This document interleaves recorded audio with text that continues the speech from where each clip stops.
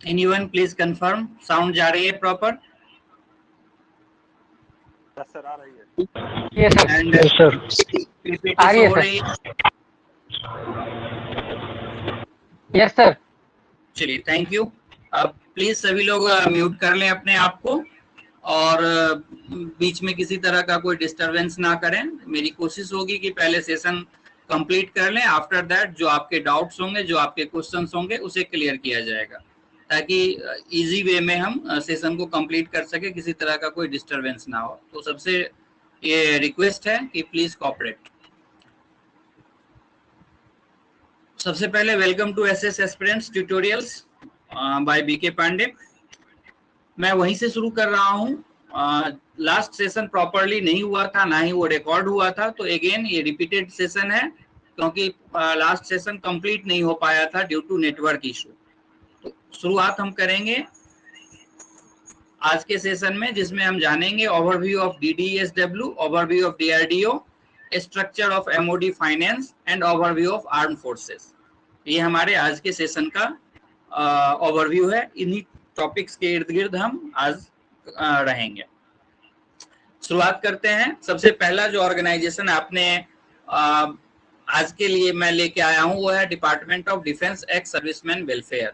इससे पहले हमने ऑलरेडी चर्चा कर रखी है डीओडी एंड डीडीपी की। डिपार्टमेंट ऑफ डिफेंस और डिपार्टमेंट ऑफ डिफेंस प्रोडक्शन, उससे रिलेटेड जितनी भी एलाइड ऑर्गेनाइजेशंस थे, उसके बारे में हमने 2 सेशन में डिटेल चर्चा ऑलरेडी की है, और उसके वीडियोस ऑलरेडी आपके टीचमेंट ऐप पे पड़े हुए हैं। जो लोग पहली बार जुड़ रहे हैं, उनसे रिक्वेस्ट है कि जाकर के उसे देखें, ताकि आपको शुरू से चीजें पता चल सके। जो लोग ऑलरेडी उस सेशन को कंप्लीट कर चुके हैं, उनके लिए ये सेशन फिर से आगे शुरू हो रहा है। अब डीडीएसडब्ल्यू है क्या? आपको पता है कि मिनिस्ट्री ऑफ डिफेंस का एक इम्पोर्टेंट डिपार्टमेंट है, और ये किस चीज को डील करता है? तो जो भी एक्स सर्विसमैन है, सेना से जुड़े हुए जो भूतपूर्व सैनिक हैं, उनके वेलफेयर को देखने के लिए एक डिपार्टमेंट बनाया गया है, that is called department of defence ex serviceman welfare. क्या क्या काम करता है? तो सबसे पहले आप जब टीचमेंट ऐप पे जाएंगे, तो पीडीएफ फाइल के रूप में आपके पास अवेलेबल होगा, जिसमें कि एलोकेशन ऑफ बिजनेस रूल्स मैंने अपलोड किया हुआ है डीडीएसडब्ल्यू के लिए। तो 1 पेज का या 2 पेज का वो एलोकेशन ऑफ बिजनेस रूल है, उसको जाकर के अच्छे से पढ़ लीजिए, जिससे आपको ये पता चलेगा कि 1961 के इस रूल के द्वारा डीडीएसडब्ल्यू को क्या क्या मैंडेट प्रदान किए गए हैं। अगर इन जनरल व्यू में हम समझें, तो जो भी एक्स सर्विसमैन है, इंक्लूडिंग नॉन पेंशनर, उनके लिए जो भी मैटर्स रहते हैं, उनसे रिलेटेड जो भी मैटर है, उन्हें डील करने का काम डीडीएसडब्ल्यू करता है। इसके अलावा ex serviceman contributory health scheme करके एक स्कीम है, जो एक्स सर्विसमैन के लिए एप्लीकेबल होता है। इस स्कीम को कैसे सही तरीके से इम्प्लीमेंट करना है, इसके रिगार्डिंग क्या पॉलिसीज बनानी है, और इससे संबंधित जो भी कंप्लेंट्स होते हैं, उस ग्रीवांस को रिड्रेस करने का काम भी डीडीएसडब्ल्यू करता है। इसके अलावा matters relating to directorate general of resettlement and Kendriya Sainik board, Kendriya Sainik board और डायरेक्टरेट जनरल ऑफ रिसेटलमेंट से रिलेटेड जो भी मैटर होगा, उसे भी डीडीएसडब्ल्यू देखेगा। इसके अलावा पेंशन से रिलेटेड कुछ बुक्स हैं, कुछ पेंशन बुक्स हैं आर्मी के, एयरफोर्स के, उन किताबों को अपडेट करना, उन्हें पब्लिश करना, उसमें किसी तरह की अमेंडमेंट की रिक्वायरमेंट है, तो ये काम भी डीडीएसडब्ल्यू देखता है। हम आगे की ओर बढ़ते हैं और अगले ऑर्गेनाइजेशन की बात करते हैं। यह ऑर्गेनाइजेशन है DRDO. DRDO ministry of defence का जो एक डिपार्टमेंट है, डीडीआरएनडी, उसका एक इंपॉर्टेंट ऑर्गेनाइजेशन है डीआरडीओ। फुल फॉर्म आप जानते हैं। आगे बढ़ते हैं हम। लिखा हुआ है डीआरडीओ के ऑर्गेनाइजेशनल चार्ट के बारे में सबसे पहले जानते हैं। यहाँ पे सेक्रेटरी लेवल का एक ऑफिसर होगा, जो चेयरमैन होगा डीआरडीओ का, यानी डीडीआरएनडी का जो सेक्रेटरी होगा, वो ही एक्स ऑफिशियो चेयरमैन होगा डीआरडीओ का। तो अगर आपको यहाँ से ऑब्जेक्टिव क्वेश्चन पूछता है कि who is the chairman of DRDO, और ऑप्शन होता है secretary DOD, secretary DSW, secretary DDP, secretary DDRND, तो आप बहुत ही आसानी से इस क्वेश्चन का आंसर दे सकते हैं, सेक्रेटरी डीडीआरएनडी। सेक्रेटरी के नीचे डायरेक्टर जनरल टेक्निकल क्लस्टर, और उसके नीचे डिफरेंट लैब्स एस्टेब्लिशमेंट यूनिट्स में डायरेक्टर लेवल के अधिकारी होते हैं। दूसरी तरफ डायरेक्टर जनरल कॉर्पोरेट और उसके नीचे डिफरेंट डायरेक्टर्स ऑफ कॉर्पोरेट्स होते हैं अलग अलग लेवल्स के। हमें इनमें बहुत डिटेल्स में नहीं जाना है। यहाँ से अगर कोई क्वेश्चन पूछेगा तो एकमात्र क्वेश्चन पूछेगा टेक्निकलिटी के रूप में कि who is the secretary of DRDO, क्योंकि उसमें एक ऑप्शन ऐसा दे सकता है who is the chairman of DRDO. तो आपके दिमाग में ये आ सकता है कि सेक्रेटरी डीआरडीओ होगा। यहाँ पे समझने की चीज ये है कि जो चेयरमैन डीआरडीओ का होता है वो सेक्रेटरी डीडीआरएनडी के पोस्ट को जो होल्ड करता है वही चेयरमैन डीआरडीओ भी होता है। नेक्स्ट स्लाइड की तरफ बढ़ते हैं। डीआरडीओ ऑर्गेनाइजेशन के बारे में कुछ फैक्ट्स हैं जिसके बारे में यहाँ पे बताया गया। इस स्लाइड में क्या बताया गया है? सबसे पहले R&D wing of ministry of defence government of India. DRDO क्या है? R&D wing of ministry of defence government of India. इसका विजन क्या है इस ऑर्गेनाइजेशन का? To empower India with cutting edge defence technology. आप नाम से ही समझ रहे हैं कि रिसर्च एंड डेवलपमेंट ऑर्गेनाइजेशन है, डिफेंस रिसर्च एंड डेवलपमेंट। तो डेफिनेटली इसका मिशन विजन क्या होगा कि जो भी टेक्नोलॉजी है, डिफेंस टेक्नोलॉजी है, उसमें इंडिया को आगे बढ़ाना है, एम्पावर्ड करना है। मिशन क्या है इसका? To achieve self reliance in critical defence technologies and system. Definitely जब विजन है कि एम्पावर्ड करना है तो मिशन क्या होगा? अल्टीमेट गोल की तरफ बढ़ेगा, that is the self reliance.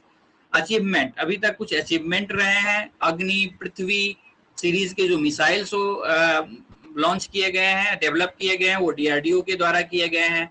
इसके अलावा light combat aircraft, Tejas multi barrel rocket launcher, Pinaka air defence system, Akash, ये सभी डीआरडीओ के द्वारा विकसित किए गए कुछ इंपॉर्टेंट प्रोजेक्ट हैं। और यहाँ से आपके क्वेश्चन बनने की संभावना है। जैसे आपका क्वेश्चन बन सकता है तेजस किस ऑर्गेनाइजेशन के द्वारा डेवलप किया गया है, या पिनाका किस ऑर्गेनाइजेशन के द्वारा डेवलप किया गया है। तो आप यहाँ से इजिली इस चीज को देख सकते हैं। प्रत्येक ऑर्गेनाइजेशन का एक टैग लाइन होता है। इसी तरह से डीआरडीओ का एक टैग लाइन है, बलस्य मूलम विज्ञानम, the source of strength is science drives the nation in peace and वार। तो ये भी आप ध्यान रख सकते हैं। ये भी ऑब्जेक्टिव क्वेश्चन का एक पूछने का तरीका हो सकता है, जहां पे आपको पूछा जाएगा कि बलस्य मूलम विज्ञानम किस ऑर्गेनाइजेशन का टैग लाइन है या किस ऑर्गेनाइजेशन का पंच लाइन है। तो ये एक क्वेश्चन आपका बन सकता है। आगे बढ़ते हैं। हमने अभी मिनिस्ट्री ऑफ डिफेंस के जो अलग अलग ऑर्गेनाइजेशन थे उसे देख लिया है। एक ऑर्गेनाइजेशन बच गया है, that is the DMA, department of military affairs, जिसके बारे में इन जनरल मैंने फर्स्ट सेशन में बता दिया था। डिटेल्स स्टडी के लिए डीएमए के को जो एलोकेशन ऑफ बिजनेस रूल के तहत मैंडेज प्राप्त हुए हैं उसे अगर आप देख लेंगे तो डीएमए से और कोई क्वेश्चन वहां से नहीं आएगा। सिर्फ यहाँ पे ध्यान ये रखना है कि डीएमए को हेडेड करता है chief CDS, chief of the defence staff, और वो सेक्रेटरी लेवल का ऑफिसर होता है। सेक्रेटरी लेवल का उनको ऑफिसर नहीं, यानी सेक्रेटरी के इक्विवेलेंट लेवल उन्हें माना जाता है। डुअल कैपेसिटी में सीडीएस काम करता है। एक कैपेसिटी है जहां पे कि एमओडी के अलग अलग ऑर्गेनाइजेशन के बीच में क्या करना है, उन्हें सामंजस्य पैदा करना है, कोऑर्डिनेशन पैदा करना है। और दूसरा जो उनका कैपेसिटी है दैट इज द तीनों जो आर्म फोर्सेज हैं उनको उनके बीच में कोऑर्डिनेशन पैदा करना, और वो कोऑर्डिनेटेड वे में अपनी डिफेंस स्ट्रेटजी बना सके उसमें उन्हें योगदान देना है। तो जो सीडीएस होता है वो डुअल कैपेसिटी में काम करता है। जब सिविलियन मामलों में काम करेगा तो सेक्रेटरी के कैपेसिटी में काम करता है, लेकिन जब वो आर्म फोर्सेज के मामले में काम करता है तो उसकी जो कैपेसिटी हो जाती है वो सीडीएस की हो जाती है, और आप वहां पे वो सुप्रीम अथॉरिटी हो जाता है तीनों फोर्सेज के मामले में। आफ्टर दैट द प्रेसिडेंट, सबसे पहले सुप्रीम कमांडर प्रेसिडेंट है, उसके बाद सीडीएस तीनों सेनाओं के दृष्टिकोण से चीफ कमांडेंट के रूप में काम करता है। तो डीएमए के बारे में आप कहां से देखेंगे, कहां से पढ़ेंगे? जो एलोकेशन ऑफ बिजनेस रूल हमने अपलोड किया हुआ है सिस्टम पे, वहां से आप इसके बारे में इन डिटेल्स में पढ़ सकते हैं। बाकी जब वो सेशन चलेगा तो कई बार चर्चा होती रहेगी। अब आपने देखा था फर्स्ट डे के क्लास में कि एमओडी के अंतर्गत जो डिपार्टमेंट है डीओडी, उसका एक विंग है that is called finance wing. अब सबसे पहले जानते हैं कि फाइनेंस विंग क्यों बनाया गया।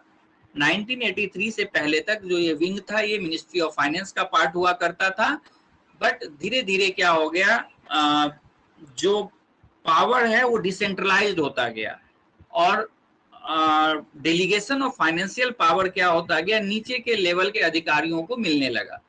पहले कुछ लिमिटेड अधिकारियों को या लिमिटेड लेवल के अधिकारियों को डेलीगेट किया गया था पावर, लेकिन जैसे जैसे डिसेंट्रलाइजेशन हुआ वैसे वैसे डेलीगेशन ऑफ पावर भी डिसेंट्रलाइज्ड होता गया, नीचे के लेवल के अधिकारियों तक चलता गया। और दूसरी तरफ डिफेंस का बजट डे बाय डे क्या होता गया, इंक्रीज होता गया। इन दोनों कारणों से जो डिफेंस के ट्रांजैक्शंस थे वो कई गुना मेनी फोल्डेड बढ़ गए। इस स्थिति में ये जरूरी हो गया कि जो फाइनेंस विंग होना चाहिए वो इंटीग्रेटेड होना चाहिए। अगर फाइल को दूसरे डिपार्टमेंट में भेजना पड़े फाइनेंशियल कंकरेंस के लिए तो एक तो ये डिले होता था, दूसरा एफिशिएंसी में कहीं ना कहीं कंप्रोमाइज करना पड़ता था।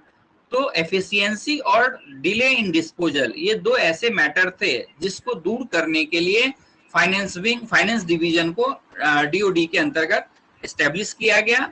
फाइनेंस विंग को जो हेड करता है उसे हम FADS कहते हैं, जिसका फुल फॉर्म होता है फाइनेंशियल एडवाइजर डिफेंस सर्विसेज, या इसे हम दूसरे नाम से भी जानते हैं सेक्रेटरी डिफेंस फाइनेंस। क्यों बनाया गया इसके बारे में हमने चर्चा कर ली है। आगे बढ़ते हैं, इसके स्ट्रक्चर के बारे में देखते हैं। जो अगला स्लाइड है यहाँ पे आपको MODF के वर्क फोर्स को दर्शाया गया है। क्या वर्क फोर्स है? हम वर्क फोर्स को दो भागों में बांट सकते हैं। One part is called capital, other is called revenue. Layman की भाषा में पहले समझते हैं कि what do you mean by capital. Capital क्या होता है? जहां पे भी पूंजी का निर्माण होगा उसे हम कैपिटल कहेंगे। पूंजी निर्माण से क्या तात्पर्य है कि कोई भी ऐसा एक्विजिशन, कोई भी ऐसी प्रोक्योरमेंट जो हमें फ्यूचर में सर्व करे, हमें इन द सेंस ऑर्गेनाइजेशन को फ्यूचर में सर्व करे, उस विंग को हम कैपिटल कहते हैं। और उसके मेंटेनेंस के लिए डे टू डे के रूप में जो हम खर्च करते हैं दैट इज द रेवेन्यू। ये मैंने आपको लेमैन के लैंग्वेज में समझाया है। अगर हम डेफिनेशंस वाइज जाएंगे तो इसके अलग अलग डेफिनेशंस हैं कि इसकी लाइफ साइकिल 7 साल होनी चाहिए, इसका कॉस्ट इतना होना चाहिए।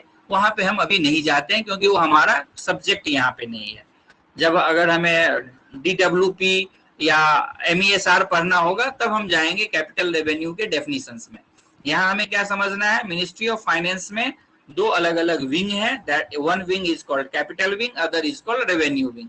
कैपिटल विंग के अंतर्गत जो फाइनेंशियल एडवाइजर, एक्विजिशन और उसके नीचे फाइनेंशियल मैनेजर और उसके नीचे डायरेक्टर्स के पोस्ट होते हैं।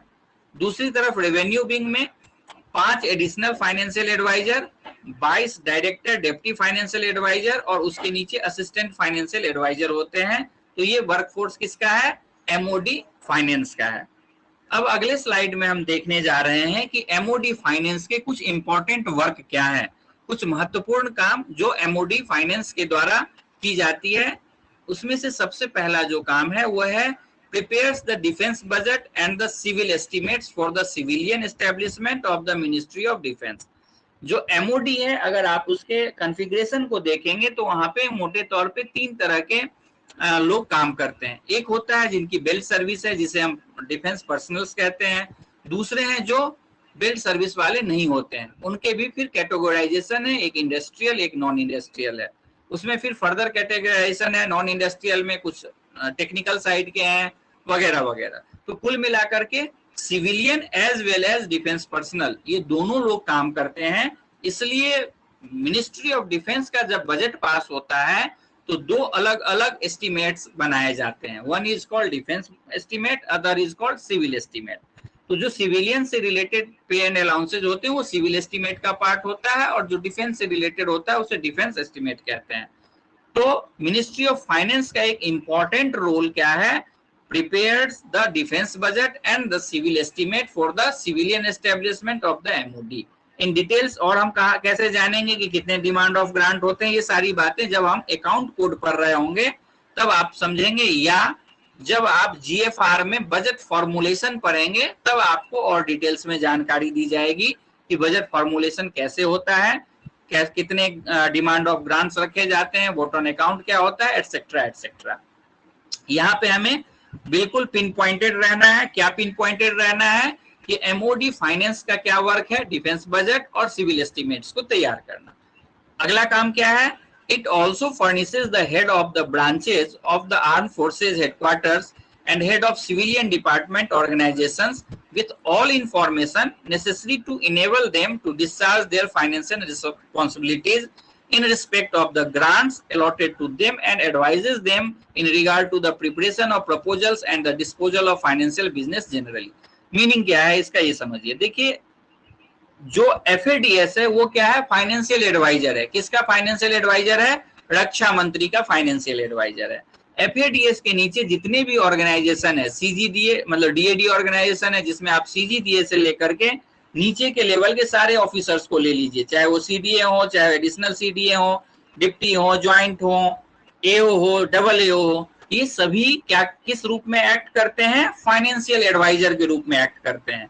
जिस यूनिट या फॉर्मेशन के साथ ये अटैच्ड होते हैं या जिनके लिए ये काम कर रहे होते हैं, वहां पे ये डुअल कैपेसिटी में काम करते हैं। एक तो ये अकाउंटिंग देख रहे होते हैं, या कहीं पे ये पेमेंट वर्क देख रहे होते हैं, या ऑडिट वर्क देख रहे होते हैं। साथ ही साथ ये फाइनेंशियल एडवाइजर होते हैं उन सभी एस्टेब्लिशमेंट फॉर्मेशंस के लिए।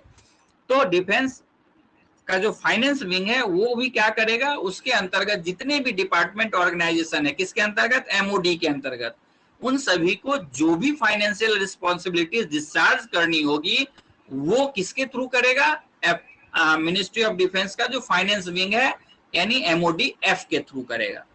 क्लियर है यहाँ पे? तो ये हमने बात की फाइनेंस डिवीजन की। लास्ट में क्वेश्चन करेंगे, आपके अगर क्वेश्चंस होंगे तो आप नोट करते चलिएगा, पेपर पेन लेके अगर आप बैठे हुए हैं तो लास्ट में हम डिस्कस करेंगे। आगे बढ़ते हैं। इसके अलावा जो MOD फाइनेंस का कुछ और इंपॉर्टेंट काम है, उसमें एक इंपॉर्टेंट है, he is the chief accounting officer for the defence services. अब ये भी कोई बड़ी रॉकेट साइंस वाली बात नहीं है और ना ही याद करने की जरूरत है। हमारे डिपार्टमेंट के मैंडेट क्या है, अकाउंटिंग, ऑडिट, फाइनेंस, है ना। तो नेचुरल बात है, एक जो मैंडेट है वो अकाउंटिंग, और ये हमारा सुप्रीम अथॉरिटी है, FADS मिनिस्ट्री लेवल पे है, तो इसे हम क्या कहते हैं, चीफ अकाउंटिंग ऑफिसर कहते हैं। कई लोग गलती से CGDA में टिक कर देते हैं। अभी जब हम यहाँ पे अलग अलग कोर्सेज में टेस्ट लेते हैं, उसमें भी जब ये क्वेश्चन पूछा जाता है तो कई लोग गलत कर देते हैं। तो अगेन ध्यान रखिए, यहाँ पे FADS is called chief accounting officer for defence services. इसके बाद एक और इम्पोर्टेंट इनका काम है, बहुत इंपॉर्टेंट काम है और ऑब्जेक्टिव एग्जामिनेशन में बहुत पूछता है। क्या है, he prepares the appropriation accounts for defence services expenditure. आप में से बहुत सारे लोगों को ये पहली बार शब्द सुन रहे होंगे, एप्रोप्रिएशन अकाउंट क्या होता है, हम जानेंगे कहाँ पे, अकाउंट कोड में, क्योंकि यहाँ पे जैसे ही हम मिक्सअप करेंगे आप कंफ्यूज कर जाएंगे। तो आपको यहाँ पे एग्जाम के पॉइंट ऑफ व्यू से, अगर आप क्लास में होते तो मैं यहीं पे आपको एप्रोप्रिएशन अकाउंट सिखाता, लेकिन यहाँ आप समझेंगे कि who prepares appropriation account, answer is the FADS। इसके अलावा यहाँ SS के दृष्टिकोण से और जानने की जरूरत नहीं है। आगे बढ़ते हैं। This responsibility is discharge through the controller general of defence account. यानी ये जो एप्रोप्रिएशन अकाउंट बनाना हो, या चीफ अकाउंटिंग ऑफिसर का रोल डिस्चार्ज करना हो, या डिफेंस बजट बनाना हो, या सिविल एस्टीमेट तैयार करना हो, ये सारे काम कैसे करेगा, तो ये किसके थ्रू करेगा, किसके मदद से करेगा, CGDA की मदद से करेगा। और CGDA की मदद का क्या मतलब है, CGDA भी कहाँ से लेता है, सारे जो इनपुट्स हैं वो नीचे के जो ऑफिसर्स हैं, PCDA, CDA, और उसके नीचे जो ग्राउंड लेवल पे, फील्ड लेवल पे जो ऑफिसेज है, वहां से धीरे धीरे चीजें ऊपर की तरफ बढ़ती है। वो हम जानेंगे जब हम स्ट्रक्चरिंग ऑफ DAD जानेंगे, तो 3 लेवल के ऑफिसेज देखेंगे, apex level, controlling level and operational level. तो ऑपरेशनल लेवल के जो ऑफिसेज है वहां से कंट्रोलिंग लेवल पे जाती है, कंट्रोलिंग लेवल से एपेक्स लेवल पे जाती है, और एपेक्स लेवल उसे रिफाइन करके कहाँ पहुंचा देता है, FADS के पास पहुंचा देता है, और वहां से FADS उसकी रिपोर्टिंग करता है मिनिस्ट्री ऑफ डिफेंस को। इसके अलावा जो FADS का एक इंपॉर्टेंट या एक जनरल परसेप्शन में आप कह सकते हैं, तो एक है कि finance division is also fully associated with formulation and implementation of defence plans. Defence plans बनते हैं एनुअली, 5 ईयरली, क्योंकि डिफेंस एक ऐसा सब्जेक्ट है जो प्रिपेयरनेस का टॉपिक है। अगर किसी भी कंट्री का डिफेंस प्रॉपर प्रिपेयर नहीं करेगा होगा तो वो अपने कंट्री की सुरक्षा नहीं कर सकता है। तो डिफेंस क्या करता है, जो मिनिस्ट्री ऑफ डिफेंस है वो प्लान्स बनाते हैं, 5 ईयरली प्लान्स होता है, जैसे आप समझते हैं कि देश के लिए पहले पंचवर्षीय योजना बनती थी, इसी तरह से डिफेंस के भी एनुअल प्लान्स होते हैं एंड 5 ईयरली प्लान्स होते हैं। तो जो भी प्लान बनेंगे उसमें भी फाइनेंस डिवीजन एसोसिएट होगा, इनके भी इनपुट्स लिए जाएंगे, क्योंकि फाइनेंशियल एंगल का इनपुट कहां से जाएगा, FADS के पास से ही जाएगा। तो ये सारे कुछ इंपॉर्टेंट काम थे किसके, एमओडी फाइनेंस के। बढ़ते हैं आगे। कंटिन्यूएशन में आज हम थोड़ा सा जानेंगे ऑर्गेनाइजेशन ऑफ इंडियन आर्मी। तो ये आप शुरुआत कर रहे हैं हम, अभी हमने एमओडी एंड एलाइड एस्टेब्लिशमेंट को समाप्त कर दिया है एक तरह से। एमओडी में कुछ एक सेशन और होगा जिसमें हम डिफरेंट कमिटी की बात करेंगे। एमओडी के अलग अलग जो डिपार्टमेंट है उसमें अलग अलग कमिटीज हैं और वो काफी महत्वपूर्ण कमिटी हैं। आज मैं गो थ्रू हो रहा था तो एमओडी के वेबसाइट पे नहीं है, बट एक रिसर्च पेपर मेरे हाथ लगा है, वहां पे है, और आपके डीएससी में भी कुछ चीजें की गई है। तो उसका मैं प्रेजेंटेशन तैयार करके सैटरडे में आपसे शेयर करूंगा, जिसमें जितनी भी छोटी चीजें होंगी, जो चीजें अभी तक कवर नहीं किया गया, उसे मैं आपको अगले सेशन में बताऊंगा। अभी हम जा रहे हैं चर्चा करने किस चीज के ऊपर, इंडियन आर्मी ऑर्गेनाइजेशन के ऊपर हम चर्चा करने जा रहे हैं। और ये एकदम जनरल चर्चा है, यहाँ पे कोई डिटेल्स चर्चा नहीं है, लेकिन यहाँ से काफी क्वेश्चंस, ऑब्जेक्टिव क्वेश्चंस आपके फ्रेम हो जाएंगे और एक क्लियरिटी आ जाएगी कि इंडियन आर्मी के जो ऑर्गेनाइजेशन है वो कैसे कैसे है। चलिए पहला स्लाइड देखते हैं। ऑर्गेनाइजेशन आर्मी हेडक्वार्टर, यहाँ पे सबसे पहले COAS, देन VCOAS, उसके नीचे DGMO, DGMI, DGOL, और उसके नीचे DCOAS, ISNT, DCOAS, P&S, AG, MS, QMG, MGO, ENC। कई लोग आप कंफ्यूज कर रहे होंगे कि ये शब्दावली है, इसका क्या अर्थ है। डोंट टेंस, अगले स्लाइड के ऊपर हम जाते हैं। ये आपका क्या है, और ऑर्गेनाइजेशनल स्ट्रक्चर है कहाँ का, आर्मी हेडक्वार्टर का। अब समझते हैं आर्मी हेडक्वार्टर में जो ये एब्रिविएशंस दिए गए हैं ये पोस्ट हैं क्या। तो अगले स्लाइड में आप देखिए, सबसे पहले था COAS। COAS का अर्थ हो गया चीफ ऑफ आर्मी स्टाफ। आप जानते हैं कि तीनों सेना को अलग अलग व्यक्ति हेड करता है। आर्मी को हेड करने वाले को कहते हैं chief of army staff, navy को हेड करने वाले को कहते हैं chief of naval staff, and air force को हेड करने वाले को चीफ ऑफ एयर स्टाफ कहते हैं। तो COAS that is the chief of army staff. उसके नीचे vice chief of army staff, उसके नीचे deputy chief of army staff. Deputy chief दो है, एक है ISNT। ISNT का मतलब हो गया इंफॉर्मेशन सर्विस एंड टेक्नोलॉजी। अब जब आप नाम देख रहे होंगे तो आपको आइडिया भी आने लगेगा, जब आपका कोई क्वेश्चन आएगा कि IT&S कौन देखता है, तो आपको तुरंत आंसर दे देंगे DCOS, मतलब deputy chief of army staff, ISNT। उसके नीचे deputy chief of army staff P&S। P&S का मतलब हो गया पॉलिसी एंड सिस्टम। AG का अर्थ है adjutant general. MS that is the military secretary. QMG quarter master general. MGO master general of ordnance. ENC engineer in chief. DGMO director general military operations. DGMI director general military intelligence. DGOL director general operations and logistic. अभी हम सिर्फ इनके full forms को ही जानेंगे, क्योंकि यहाँ से भी आपके क्वेश्चंस आ सकते हैं कि इसका फुल फॉर्म क्या है, इसका पूरा नाम क्या है। तो अभी आप सिर्फ फुल फॉर्म जानिए, ये क्या काम करता है, अलग अलग जो इनके ब्रांचेज हैं उसके बारे में हम आगे के कोर्स सेशंस में देखेंगे। अब हम बात करते हैं various rank in Indian army. भारतीय सेना के अलग अलग रैंक के बारे में जानते हैं। यहाँ से कैसे क्वेश्चन पूछा जाएगा, यहाँ से आपको थोड़ा सा टेक्निकल क्वेश्चन पूछा जाएगा कि 4 आपको दे दिए गए और कहेगा कि इसको सीनियरिटी के बेस पे सजाइए, या 3 ऑफिसर का नाम यहाँ से दे दिया गया, एक नेवी साइड से दे दिया गया, इनमें से कौन आर्मी का ऑफिसर नहीं है। आपको जब भी SS के लिए पढ़ाई करें और ऑब्जेक्टिव के दृष्टिकोण से, तो ऑलवेज ये दिमाग में आप थिंक करते रहिए कि कहां से ऑब्जेक्टिव बनेगा और ऑब्जेक्टिव कैसे फ्रेम हो सकता है। तो जैसे कुछ चीजें मैं आपको बता रहा हूं, ऐसे ही जब आप स्टडी कर रहे हो तो अपने दिमाग में सोचिए, दिमाग में विजुअलाइज कीजिए कि कैसा क्वेश्चन बन सकता है। जैसे यहाँ पे बड़ा सिंपल आपको फैक्ट्स दिख रहा होगा कि सबसे पहले जनरल है, सबसे हाईएस्ट पोस्ट है, देन लेफ्टिनेंट जनरल, उसके नीचे major general, brigadier, colonel, lieutenant colonel, major, captain, lieutenant. ये ऑफिसर रैंक के अधिकारी हैं। लेफ्टिनेंट से शुरू होता है और जनरल तक जाता है, नीचे से ऊपर की ओर।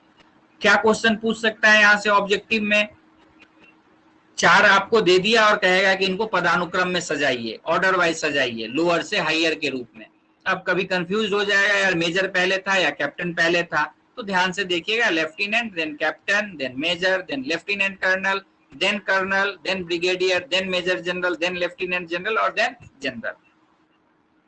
इसी तरह से जो जेसीओज हैं, अदर रैंक्स हैं, उनकी भी रैंकिंग है। जब भी कोई कर्मचारी मतलब सिपाही भर्ती होता है तो सिपाही के रूप में भर्ती होता है। तो सबसे नीचे क्या है? सिपाही। सिपाही के बाद जब वो प्रमोट होता है तो वो बनता है नायक। नायक से प्रमोट होता है तो हवलदार। हवलदार के बाद नायब सूबेदार, देन सूबेदार और फिर सूबेदार मेजर।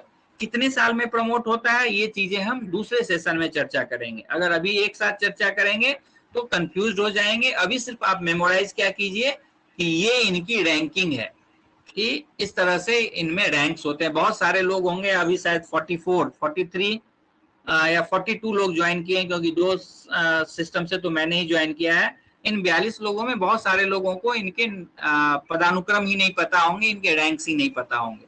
तो आप इन चीजों पे अभी फिलहाल ध्यान दीजिए और आगे बढ़ते हैं।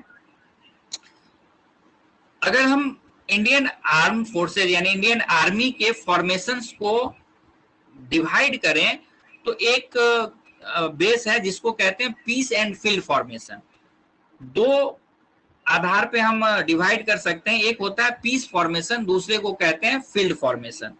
आर्मी के जो अलग अलग कमांड हैं, उस कमांड, प्रत्येक कमांड के अंतर्गत 2 तरह के फॉर्मेशन होते हैं। One is called peace formation, other is called field formation. Peace formation के अंतर्गत कौन कौन से ऑर्गेनाइजेशन होते हैं? एरिया कमांड एक हो गया। आप जानते हैं कि आर्मी के 7 कमांड है, अभी आएंगे आगे कितने कमांड है, उसका मुख्यालय कहाँ है। तो जो कमांड हेडक्वार्टर है उसके अंतर्गत 2 तरह के फॉर्मेशन होंगे। One is called peace formation, other is called field formation. Peace formation में एरिया, एरिया के नीचे सब एरिया, देन स्टेशन हेडक्वार्टर और उसके नीचे units and formation located at the various station. दूसरी तरफ फील्ड फॉर्मेशन की बात करें तो कॉर्प्स, कॉर्प्स के नीचे डिवीजन, डिवीजन के नीचे ब्रिगेड, ब्रिगेड के नीचे यूनिट्स एंड फॉर्मेशन। क्या अंतर है दोनों में? पीस फॉर्मेशन नाम से ही स्पष्ट होता है कि ये परमानेंट नेचर का फॉर्मेशन है, जहां पे इनके एडमिनिस्ट्रेटिव वर्क और बाकी चीजें होती है। दूसरी तरफ जो आप कॉर्प्स या डिविजन्स देख रहे हैं, ये लड़ाई के लिए या यूं कहें कि फील्ड में ऑपरेट करने के लिए ये फॉर्मेशंस का निर्माण किया गया है। और इन फॉर्मेशंस को प्रॉपर लॉजिस्टिक प्रदान करने के लिए या यूं कहें कि पॉलिसीज वगैरह बताने के लिए पीस फॉर्मेशंस का की एस्टेब्लिशमेंट किया गया है। अब या तो पीस फॉर्मेशन है या फील्ड फॉर्मेशन है, दोनों में ये जो नीचे आप नाम देख रहे हैं, infantry, mechanical infantry, artillery, armoured regiment, ASC that is the army supply corps, AOC army ordinance corps, AMC army medical corps, ADC army dental corps, EME होता है electrical maintenance engineer something, RVC remount veterinary corps, NCC national cadet corps. ये सारे तरह के corps होते हैं piece formation में भी और फील्ड फॉर्मेशन में भी। डिटेल्स में हमें जाने की जरूरत नहीं है कि इन्फेंट्री क्या करता है, मैकेनिकल इन्फेंट्री क्या करता है, आर्टिलरी क्या करता है, ये टेक्निकल चीजें हैं। हमें एसएस के दृष्टिकोण से इसको जानने की कोई आवश्यकता नहीं है। हमें सिर्फ क्या जानना है कि पीस फॉर्मेशन कौन से हैं, फील्ड फॉर्मेशन कौन से हैं, कौन हेडेड करता है, इसको अलग से एक सेशन में दिखाएंगे। अब आइए कमांड्स ऑफ इंडियन आर्मी। भारतीय जो सेना है, खास करके जो थल सेना है, उसके कितने कमांड है, यहाँ से क्वेश्चंस पूछते ही पूछते हैं और लोग गलत करते ही करते हैं। इनफैक्ट अभी जो लेटेस्ट कोर्स हुआ है, जिसके मेंबर के द्वारा ये ग्रुप बनाया गया है, उनके जबरदस्ती करने पे या कह सकते हैं कि उनके बहुत आग्रह करने पे वहां भी एक क्वेश्चन पूछा गया था कि इंडियन आर्मी या के कितने कमांड हैं, और उसमें से 70-80% लोगों ने गलत आंसर टिक करके आए हैं, क्योंकि कॉपी मैंने 5-7 दिन पहले चेक किया है। यहाँ पे 2-3 टेक्निकल क्वेश्चन बनते हैं। अगर आपसे पूछा जाए कि इंडियन आर्मी के कितने कमांड हैं, तो आपका आंसर होना चाहिए 7, जो कि आपको यहाँ पे दिख रहा है। अब आपसे पूछा जाता है कि इंडियन आर्मी के ऑपरेशनल कमांड कितने हैं, तो आपका आंसर होना चाहिए 5, ठीक है, सॉरी 6। क्यों, अभी जानते हैं। कौन कौन से कमांड में? Western command, eastern command, northern command, southern command, central command, training command and south western command. अब ये जो बीच में आप एक ट्रेनिंग कमांड दे रहे हैं, it is not a operational command. Operational command का क्या मतलब हुआ? जहां से सेना ऑपरेशंस करती है। ऑपरेशंस करने का मतलब है जो अपनी स्ट्रेटजी बनाती है, जहां से वो युद्ध लड़ती है, वगैरह वगैरह। इसमें एक कमांड आप देख रहे हैं TC, that is the training command, जहां पे सेना के अधिकारियों को ट्रेनिंग दी जाती है। और वो कमांड का काम क्या है? ट्रेनिंग से रिलेटेड मैटर्स को देखना। तो यदि आपसे क्वेश्चन पूछता है कि इंडियन आर्मी के कितने कमांड हैं, तो आपका आंसर होना चाहिए 7। यदि आपसे क्वेश्चन पूछता है कि इंडियन आर्मी के ऑपरेशनल कमांड कितने हैं, तो आपका आंसर होना चाहिए 6। जब आप पुरानी डीएससी की किताब पढ़ेंगे तो वहां पे आपको दिखेगा कि इंडियन आर्मी के 5 कमांड है, 6 कमांड है।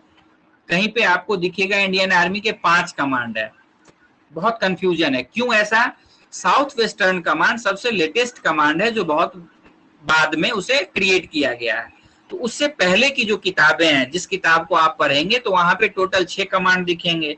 अब किसी किताब ने लिखने के दौरान ट्रेनिंग कमांड को साइड कर दिया, तो वो वहां पे लिख रहा है कि इंडियन आर्मी के 5 कमांड है।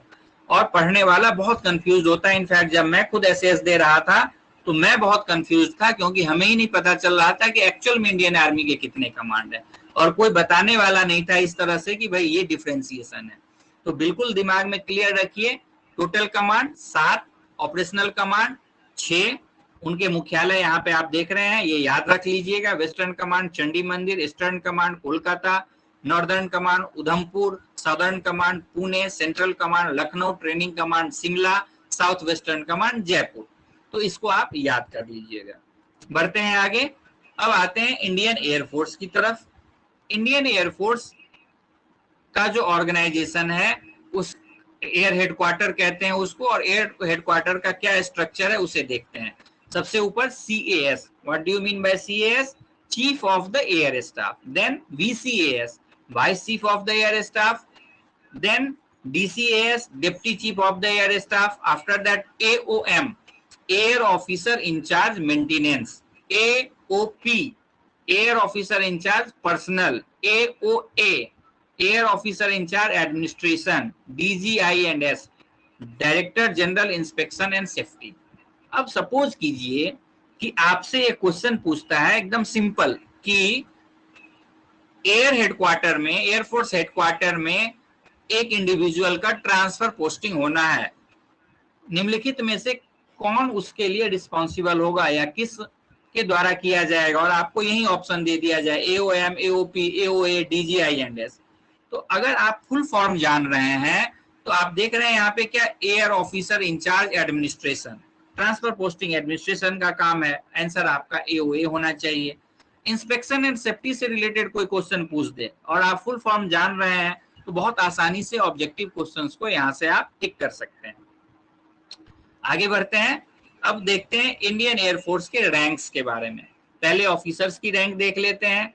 सबसे ऊपर air chief marshal, then air marshal, उसके बाद air vice marshal, air commodore, group captain, wing commander, squadron leader, flight lieutenant, flying officer.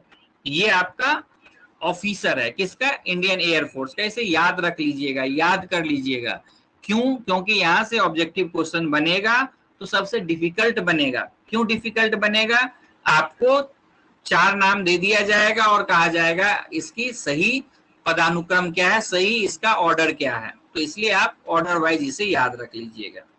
अब आते हैं अदर रैंक्स इंडियन एयरफोर्स के। नीचे से ऊपर की तरफ बढ़ते हैं। सबसे पहले एयर क्राफ्ट्समैन, हिंदी में इसे कहते हैं विमानक। उसके ऊपर लीडिंग एयरक्राफ्ट्समैन, मुख्य विमानक। देन कारपोरल, उसके ऊपर sergeant, then junior warrant officer, then warrant officer और देन मास्टर वारंट ऑफिसर। ये इसके जेसीओज हैं या अदर रैंक्स हैं। इसके पहले वाले स्लाइड में आपने ऑफिसर्स की रैंक देखी थी। अब आ जाते हैं एयर हेडक्वार्टर में किस तरह कौन कौन से कमांड है। तो एयरफोर्स के कमांड को भी हम दो भागों में बांटते हैं। One is called operational command, other is called functional command. अब यहाँ पे ऑपरेशनल कमांड कितने हैं आप देख रहे हैं, 1 2 3 4 5। तो अगर एयरफोर्स का ऑपरेशनल कमांड पूछता है तो 5 हो जाएगा, central, then southern, then eastern, western, south western. और फंक्शनल कमांड की बात करता है तो दो कमांड है, ट्रेनिंग कमांड और मेंटेनेंस कमांड। ठीक है, देन अब आइए थोड़ा सा इसकी डिटेलिंग समझते हैं। एक सेक्शन में 3 एयरक्राफ्ट होते हैं। फ्लाइट्स, एक फ्लाइट्स में 2 सेक्शन होते हैं। इट मींस कि अगर कहता है कि वायुसेना का एक फ्लाइट्स गया तो दैट मींस कि 6 एयरक्राफ्ट हो गए। स्क्वाड्रन यूनिट्स या ग्रुप कैप्टन या विंग कमांडर 18 एयरक्राफ्ट का सुपरविजन करता है। और जो विंग्स होता है इंडियन एयरफोर्स का, उसके अंतर्गत 2 या 3 स्क्वाड्रन होते हैं। अब आप समझ सकते हैं कि यार ये तो फिर टेक्निकल चीजें हैं। अभी आपने सुना होगा पीछे अभिनंदन कि वे स्क्वाड्रन कमांडर अभिनंदन ने इसको मार भगाया, जो पाकिस्तान वाला मुद्दा हुआ था। तो अभिनंदन स्क्वाड्रन कमांडर था, इसका मतलब ये विंग कमांडर था। इसका मतलब उसके वो कितने 18 एयरक्राफ्ट को ऑपरेट कर रहा होगा या उसके ऊपर वो बैठा होगा। तो ये टेक्निकल चीजें हैं, बहुत जरूरी नहीं है कि आप याद रखें, एक समझाने के लिए। यहाँ पे आपके लिए क्वेश्चन क्या बनेगा, operational command and functional command. अब इसके हेडक्वार्टर्स देख लेते हैं। जो western command Delhi, south western Gandhinagar, CAC central Allahabad, eastern Shillong, then southern Thiruvananthapuram, training Bengaluru and maintenance Nagpur. अब आ जाते हैं इंडियन नेवी। जो नेवल हेडक्वार्टर है वहां पे सबसे ऊपर है CNS, that is the chief of the naval staff. उसके बाद है VCNS, vice chief of the naval staff. उसके नीचे DCNS, deputy chief of the naval staff. Then COM, chief of maintenance and COP, chief of personnel. अब इनके ranks को एक बार देख लेते हैं। सबसे ऊपर admiral, then vice admiral, rear admiral, commodore, captain, commander, lieutenant commander, lieutenant, sub lieutenant. यहां भी सेम चीज रिपीट करने की जरूरत नहीं है, आप इनके रैंकिंग को ऑर्डर वाइज याद कीजिएगा। देन जेसीओज में सबसे नीचे होता है सीमैन 2, उसके ऊपर सीमैन 1, देन लीडिंग सीमैन, उसके ऊपर पेटी ऑफिसर, देन चीफ पेटी ऑफिसर और सबसे ऊपर मास्टर चीफ पेटी ऑफिसर। ये अदर रैंक्स की रैंकिंग है।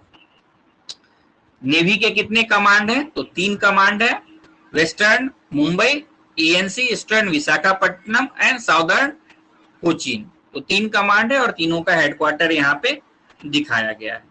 This is from my side in today's session. I hope कि आपने इसे सही तरीके से समझा होगा और voice as well as PPT properly आपके पास तक पहुंची होगी। तो सबसे पहला काम मैं ये करता हूं कि जो आपका रिकॉर्डिंग है उसे मैं ऑफ कर देता हूं और देन हम डिस्कशन की तरफ चलते हैं। स्लाइड को मैं यहां से हटा देता हूं।